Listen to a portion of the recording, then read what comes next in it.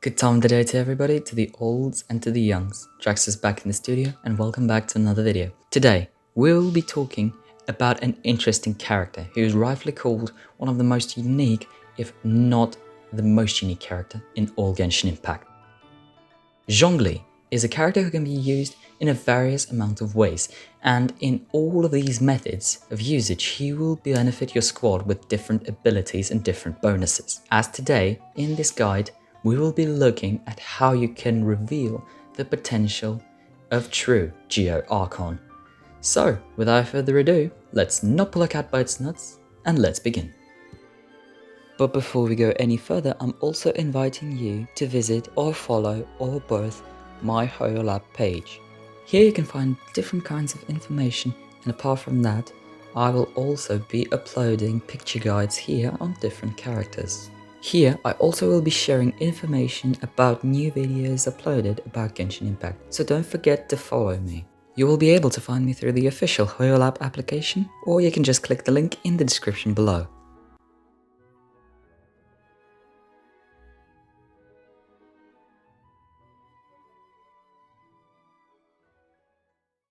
Currently, there are 3 different positions on which you can put Zhongli into your squad.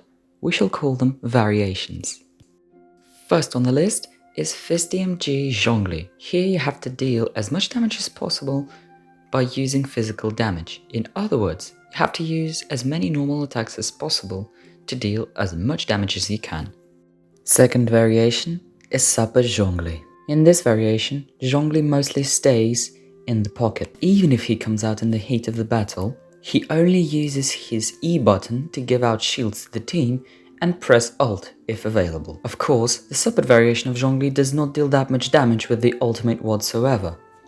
However, the third variation of Zhongli deals much more damage both with Pillars and his Comet. We will get into that a bit later. The support variation of Zhongli is the cheapest among the 3. You will see that just now as we look at the third variation. The third variation is Geo plus Burst. In fact, these 2 variations should be looked at separately. They both have their differences and their similarities. However, I decided to bring them up into one category. The difference is that Geo variation mostly deals Geo damage by using Pillars, whereas the Burst variation of Zhongli deals damage mostly by the ultimate button.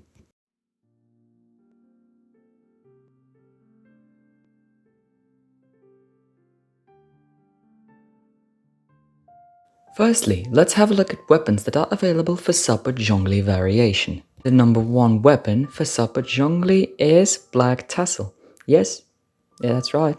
The reason is that Black Tassel increases our HP by its HP substat, and this creates a thicker shield for our Zhongli, and it absorbs more damage. The problem is that we do not have any other equal substitutions for Black Tassel, Favonius Lance and Prototype Star Glitter. We'll have a look together at both of these substitution variants, but although they have their differences, they are mostly similar by the methods of their work. Firstly, both of these weapons only can be used when the main DPS of the group does not have enough energy, and our Zhongli can become a good battery. There is a special rule applying to the usage of Favonius Lance. We need at least 40% crit rate to make the passive work. It is all because passive ability says that on crit hits, the spear will generate extra energy spheres. Keyword here is the word spear, because if you use Zhongli's Pillars to make the passive of Favonius Lance work, if Zhongli is remaining in the pocket, then the passive ability simply won't work. A few words about Prototype Star Glitter. Just use it if you haven't got Favonius Lance. Let's move on. FizzDMG variation of Zhongli. Of course, you can say for FizzDMG, Staff of Homa, Jade Winged Spear, or the Vortex Vanquisher can be the best variants possible. At some point, you'd be right, these variants are good, but still, there's only one variant that's better. Crescent Pike. That's right, another cheap yet incredible variant, which is the best for Fizz variation of DMG Zhongli. If you haven't been able to craft such a beautiful weapon, there is a substitution variant. Dragon Spine Spear would be an incredible substitution variant for our Crescent Pike, But when we find the pike, we need to replace the dragon spine spear. Last but not least, Geo plus burst variation of Zhongli. These two variations will have similar weapons, and so I'll be recounting all of them. Choose the best one that is good for you. Number 1 here is of course the Staff of Homer. Second place goes to Jade Winged Spear. Calamity Queller, the spear that has got the biggest base attack among all the polearms in the game, is third. Vortex Vanquisher takes the 4th place. And at the 5th place we've got the Lithic Spear. It keeps its place there only if the passive ability works. You need 4 characters from Liyue in order to make the passive fully functional. If not, then you should keep an eye on the catch. Another cheap yet very aggressive variant.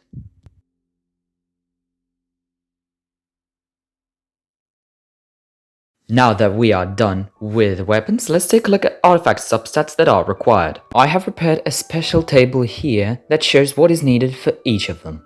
There are only 3 variants, Hat, Goblet and Watches, just because Feather and Flower, 4th and 5th variants, they have fixed upper substats. This means that they will have the fixed substat anyway, and it will not change, so I have not added them to this table. Now then, let's begin. For supper variation, everything is quite simple. We need to grab as much HP as possible in order to improve the thickness of shield.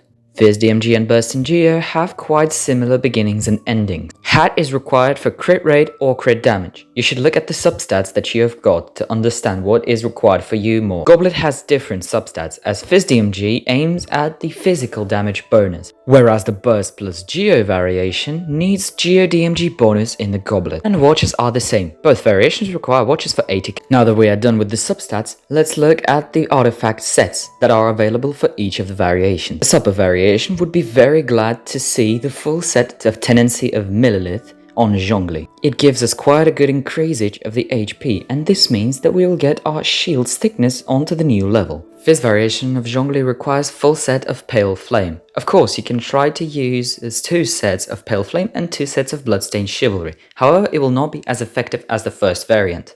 Burst and Geo Zhongli is likely to have 2 sets of Noblesse Oblige and 2 sets of Archaic Petra, rather than the full set of Archaic Petra. We'll get a good bonus of Geo DMG, and we'll also be able to increase our ult's damage by the set of Noblesse Oblige.